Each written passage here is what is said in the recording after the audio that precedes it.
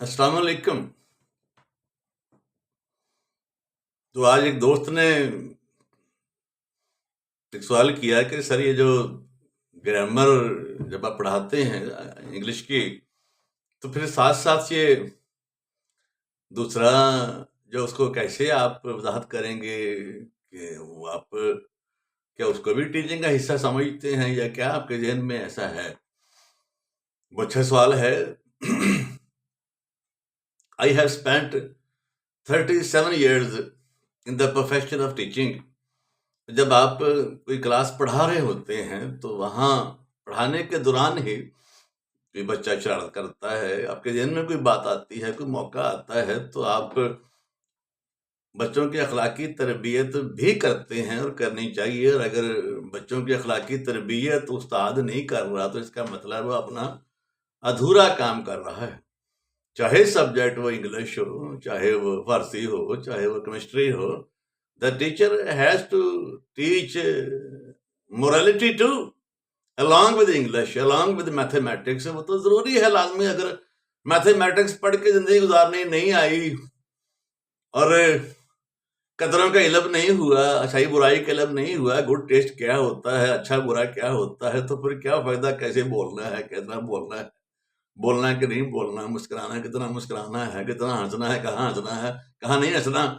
अगर ये तरबियत नहीं की गई तो इसका मतलब है कि वो अंग्रेजी ज़ाया हो गई, वो ग्रामर ज़ाया हो गई, वो मैथमेटिक्स ज़ाया हो गया।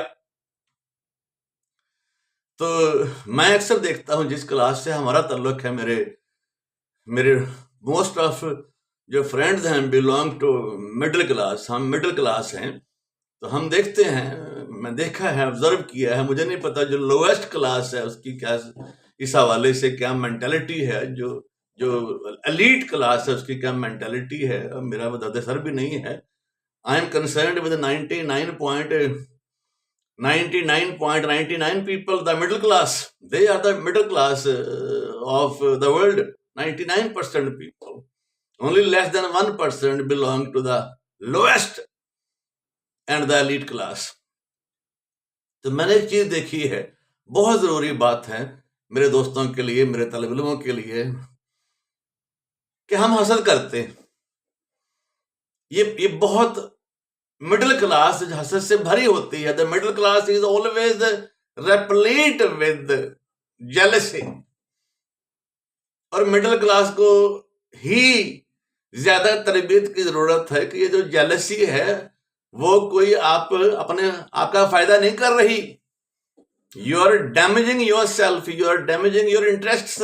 जेलसी का मतलब ये है, आप भी जानते हैं, मैं भी जानता हूं, मैं अपने लफ्जों में बोल देता हूं कि किसी के पास कुछ है जो आपके पास नहीं है।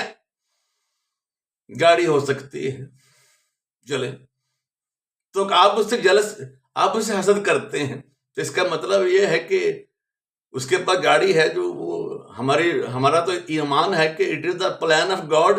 Nothing happens here in this world without God's plan. The person has got a car because God has willed so. Nothing happens without the will of God. अगर उसको मिली है तो it is a part of the plan of God. And if you are jealous of that person, you are working against the plan of God. You are showing with your behavior that you are against the plans of God. Do you think that you can defeat the plans of God by working against his planning? Are you a better planner than God? You are silly. You are foolish. You cannot defeat what God has planned. What God has planned will be successful, will always be successful, should always be successful. अगर आपका ईमान मजबूत है तो फिर तो आपको ऐसा सोचना चाहिए। तो फिर सूरत हाल से निकलना कैसे है, फिर करना क्या है, उसका बेहतर तरीका क्या है? किसी के पास गाड़ी है, आपके पास नहीं है, बाबा उससे दोस्ती करो, उससे प्यार करो, वो गुजरे तो उसको सलाम करो, वो गुजरे तो उससे बात करो, उसका हाल अहवाल करो। वो कहीं बैठा हो तो पास जाके सलाम लो। क्योंकि अल्लाह ताला पसंद करता है कि आप उसकी प्लानिंग को पसंद करें, आप उसकी प्लानिंग के खिलाफ काम ना करें, اس کو اللہ نے نوازا ہے. God has blessed him with something out of love, out of affection. اور آپ اس سے جیلس ہو رہے ہیں تو اس کا مطلب ہے کہ آپ خدا نے جب کسی کو دیا ہے آپ خدا کی تقسیم سے ناخوش ہیں. نو بھائی، be pleased with the planning of God. جب آپ خدا کی پلاننگ سے خوش ہوں گے تو خدا آپ سے خوش ہوگا. جب آپ اس کی پلاننگ سے خوش ہوں گے اور آپ سے خوش ہوگا خدا، تو پھر آپ کو بھی نوازے گا. ورنہ آپ جلتے رہیں گے، اللہ اسے اور دیتا رہے گا. کیونکہ آپ گاڈ کو نہیں ہرا سکتے. You can't defeat what God has planned.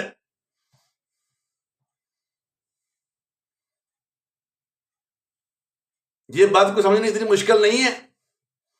پھر اگلا پہلو، میں اپنی بات کرتا ہوں. میں جب پروفیسر بنا ہوں آج سے 37 سال پہلے، تو میرے پاس سائیکل بھی نہیں تھا. یقین کریں جس گلی میں میرا مکان کرائے کا تھا آج بھی میں وہیں رہتا ہوں 37 سال بعد. اپنی بات میں شاہزادہ نادر ہی کرتا ہوں، لیکن وہ کرنے میں حرج کیا ہے؟ میں جو کسی کی اور کی مثال دینی ہے، میں اپنی ہی مثال کیوں نہ دوں جو زیادہ اوتھینٹک ہوگی. تو اس گلی میں جس کے پاس موٹر سائیکل ہوتا تھا، میرے پاس موٹر سائیکل نہیں تھا، سائیکل بھی نہیں تھا.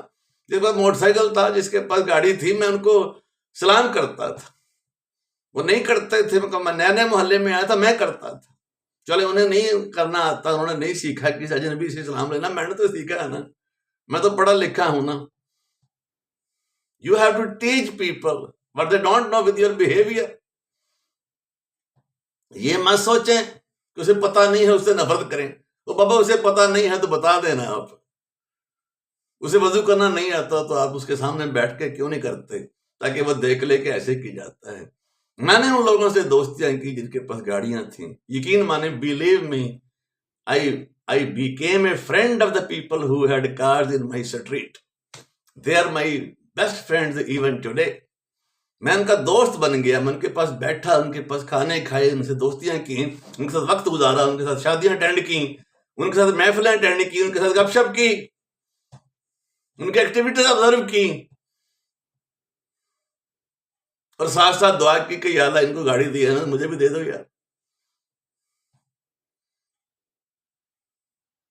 مجھے کمی ہے تو وہ دور کر دیجیے.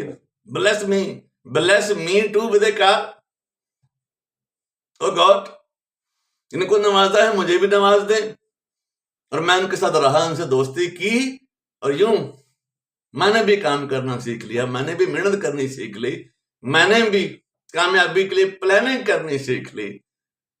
ہمارے معاشرے میں کیا ہوتا ہے، جو لوگ کرتے ہیں وہ کیا ہے، جس کے پاس کچھ ہوتا ہے، کامیابی ہوتی ہے، کوئی کسی کامیابی کی کوئی شکل ہوتی ہے، اس سے جالب ہو جاتے ہیں، اس سے دور ہو جاتے ہیں، اس کو فیس کرنا پسند نہیں کرتے. دوستی کرنا اس سے بہت دور کی بات. بابا اسے قریب ہو جائیں، اس کے ساتھ دوستی کریں، تاکہ جب اللہ اسے نوازے تو ایک مٹھی آپ کو بھی دے دے، آپ کی جھولی میں بھی ڈال دے. آپ سمجھے آپ بات. Thank you very much.